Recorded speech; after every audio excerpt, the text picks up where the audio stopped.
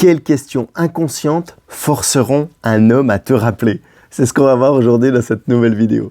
Tout d'abord, si tu n'es pas abonné à la chaîne YouTube Éclairage Amoureux, n'hésite pas à t'abonner, tu retrouveras plein d'autres vidéos. Comme d'habitude, mettre des commentaires, des likes, voire partager même si tu as une amie, que ça peut aider cette vidéo. Tout d'abord, quelles questions inconscientes forceront un homme à te rappeler? Ça va amener deux objectifs. Pourquoi tu souhaites ça? La première chose, pour qu'un homme pense à toi, soyons clairs. Et la deuxième chose, c'est même la plus importante, pour qu'un homme s'intéresse à toi. Au-delà de penser simplement qu'il s'intéresse, tu vois, sur du long terme, et qu'il s'intéresse d'ailleurs, que ça soit en vrai ou par SMS. On va voir les deux un petit peu plus loin, je vais t'en parler un petit peu plus longuement. Pourquoi en fait, même pourquoi j'ai fait ces vidéos, des questions inconscientes qui forceront un homme à te rappeler, parce que les femmes ont souvent trois craintes. Les femmes que j'accompagne d'ailleurs, c'est pour ça que je tenais à te faire cette vidéo.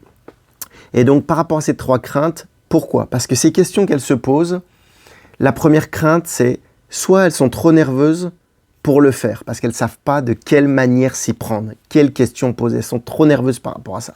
La deuxième chose qui revient aussi, c'est la peur d'oublier de dire des choses. Bah oui, par SMS c'est un peu plus facile, mais dans la réalité des fois ça peut être assez gênant.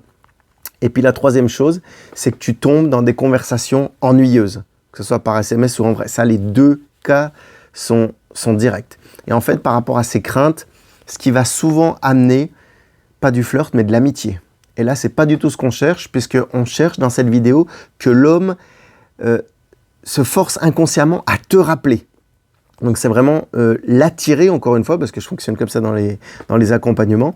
Moi, je vous propose des solutions, les filles, après vous choisissez. C'est le but des accompagnements que je propose. Donc voilà. Et en fait, comment on va le faire, ça, concrètement? Parce que tu vas me dire tes questions, ouais, ok.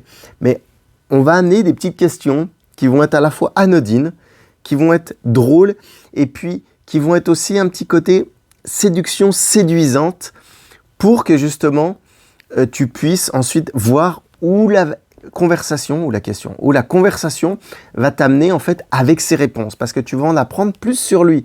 Et d'ailleurs, tu vas pouvoir savoir si c'est un homme fait pour toi ou pas. Tu vas le découvrir tout de suite, ça évitera de prendre un réel rendez-vous ou de t'investir davantage, c'est pas quelqu'un qui est fait pour toi. Ce qu'on veut, c'est arrêter de perdre du temps, qu'on soit bien clair là-dessus. Donc voilà. Comment? Je t'en parlais tout à l'heure. Tu peux le faire de deux manières. Tu peux le faire, comme je te le disais, par SMS ou en réel. Alors, par SMS, c'est bien et pas bien. C'est bien parce que tous les deux, d'ailleurs, lui aussi, vous allez pouvoir prendre le temps de réfléchir à vos réponses. Ça peut être bien parce que souvent, il va te renvoyer le boomerang. Donc, c'est bien que tu puisses y réfléchir aussi. Vous allez pouvoir prendre du temps pour réfléchir aux réponses et ça, c'est cool. Surtout si vous vous amusez à faire du second degré ou que vous laissez un peu de temps entre les messages. Donc ça, c'est OK. Par contre, l'inconvénient, automatiquement, c'est que parfois, il peut y avoir des gros délais de réponse. Si la personne avec qui tu discutes, l'homme est en plein boulot ou je sais pas, qu'il est occupé, qu'il est à la salle de sport ou autre chose, tu n'auras pas la réponse tout de suite. Donc par SMS, avantage, inconvénient. Et après, il y a le réel. Le réel, c'est bien parce que ça va être du tac au tac. Mais j'ai envie de te dire, pourquoi tu ne ferais pas les deux?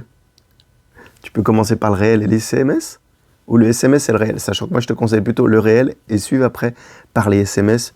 C'est mieux parce que comme ça, tu auras déjà mis un visage, tu auras testé 2-3 choses, tu sauras mieux le ressentir pour poser ensuite tes questions. Ça, on peut en reparler dans les accompagnements d'ailleurs, tu vois, je te laisse, c'est toi qui choisis. Ensuite, on va passer tout de suite aux questions. Alors, pour être franc, les questions, ça marche un peu comme un script, moi je les note comme ça. Il y en a 70, mais bien évidemment, pour cette vidéo qui fait déjà 4 minutes, je ne vais pas te donner les 70 questions. Puis d'ailleurs, ça serait pas bien par rapport à mes clientes que je te donne toutes ces questions, puisque mes clientes payent pour cela. Donc ce que je vais faire dans cette vidéo, je vais t'en donner 10, les 10 premières. Si tu veux en savoir plus, je te mets un petit lien en commentaire, n'hésite pas à regarder, puis je t'en donnerai davantage et on pourra sûrement en discuter par la suite. Je te donne pas les 70 quand tu as un accompagnement, c'est pas ça du tout.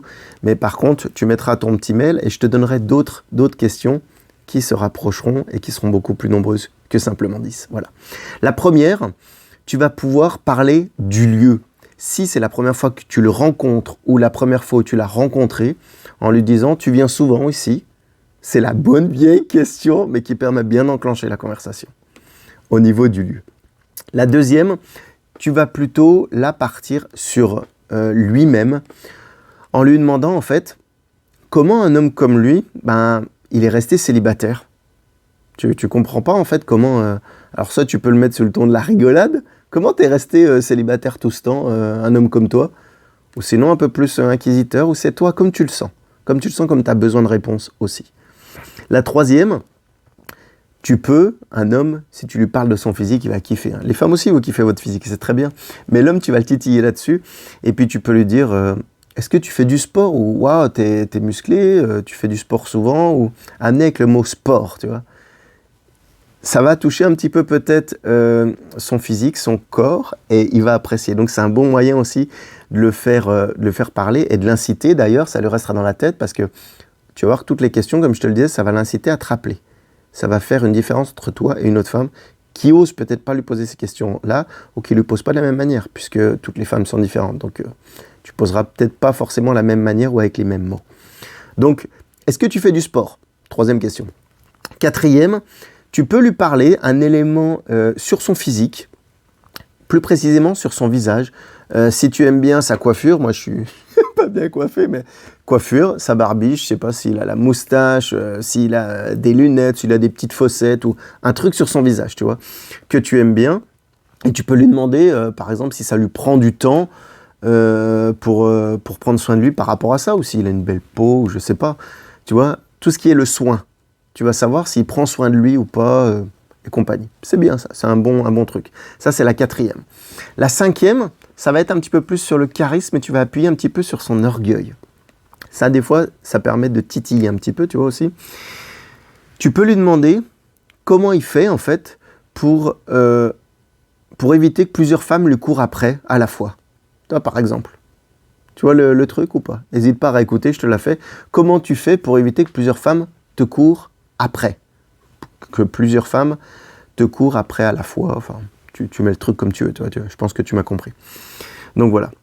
La sixième question, moi je me suis noté comme ça, c'est est-ce que tu essayes plutôt de me draguer ou je me pose la question si c'est ton charme qui fait que je suis attiré par toi?